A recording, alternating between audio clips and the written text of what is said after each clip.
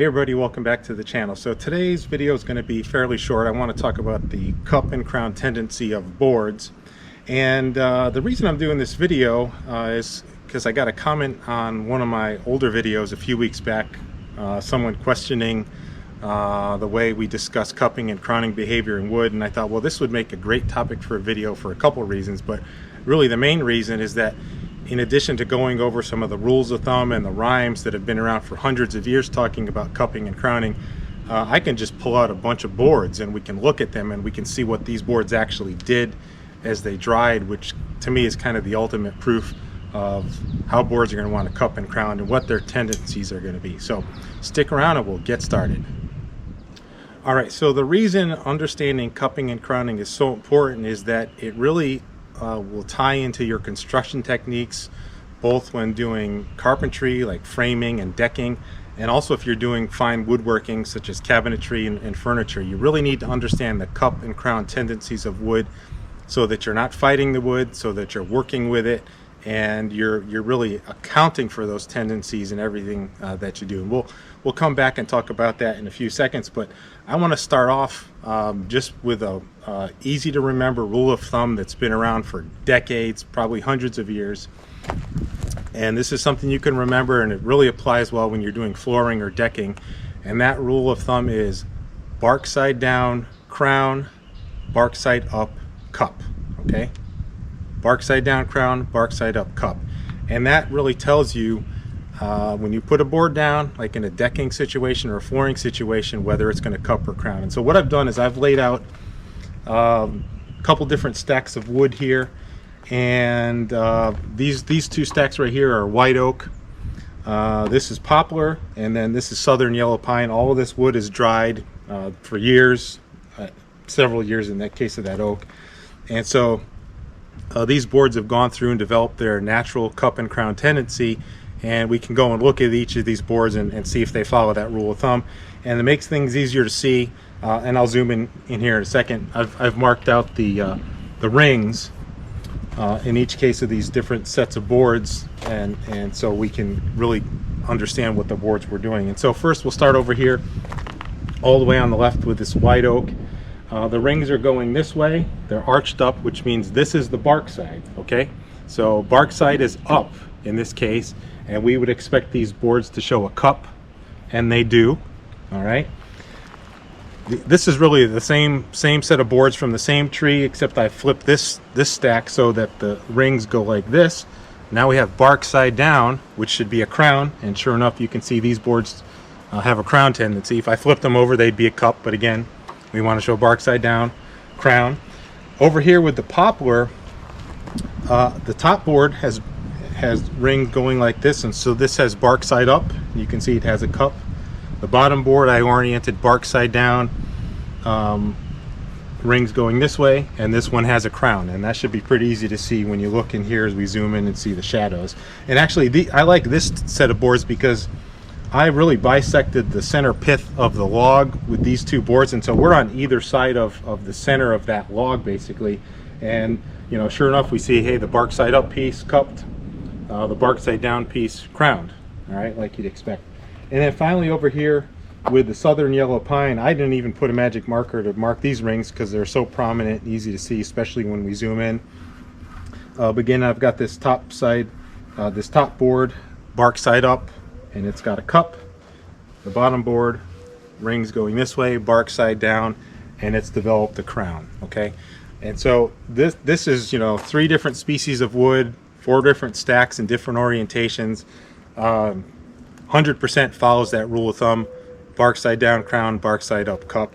And so this is real easy to see, hopefully, and you know, proves that simple rhyme, that simple rule of thumb, it's been around for decades, hundreds of years.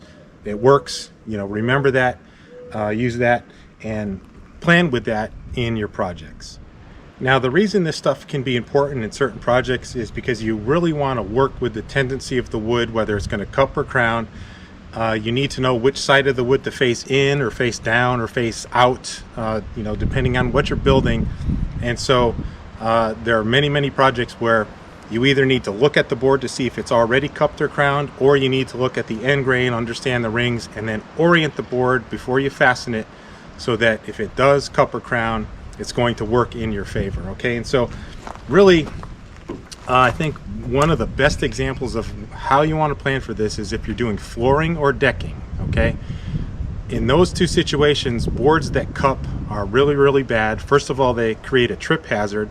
But second of all, if you have an outdoor deck and you have boards that cup, they're going to capture moisture, they're not going to shed moisture, and eventually they're going to rot out sooner than a board that crowned. And so when you're doing flooring or decking, you really want to orient your boards so that the bark side is down.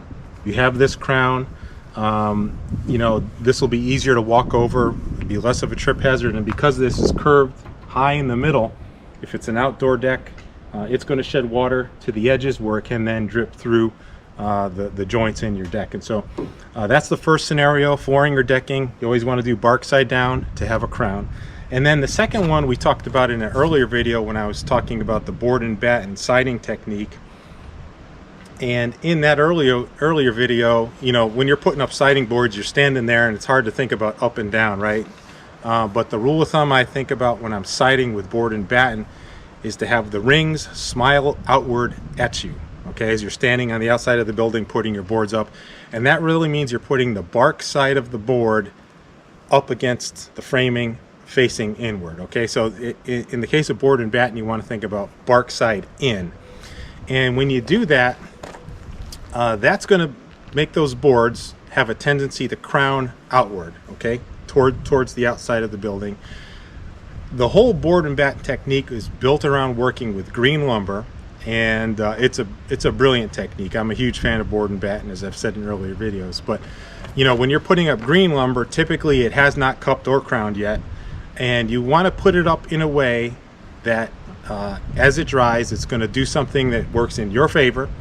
It's not going to fight your fasteners, and hopefully you're going to avoid splitting and cracking. And so for board and batten, when you put the bark side in and have those rings smile outward at you, normally we want to nail down the center of the board with board and batten. We don't want nails on the edges of the board because, again, this is green lumber.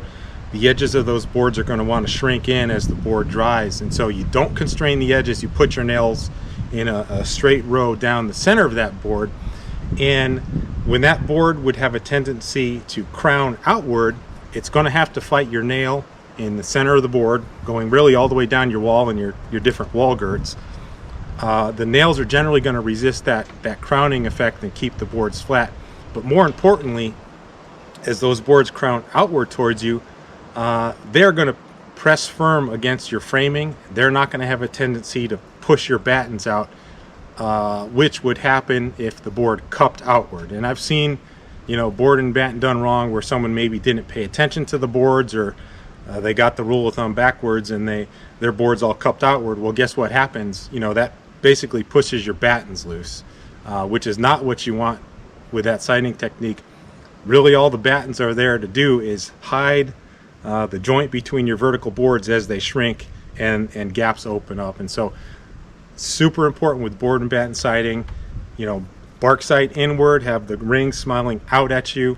That's going to make that board want to have a crown tendency.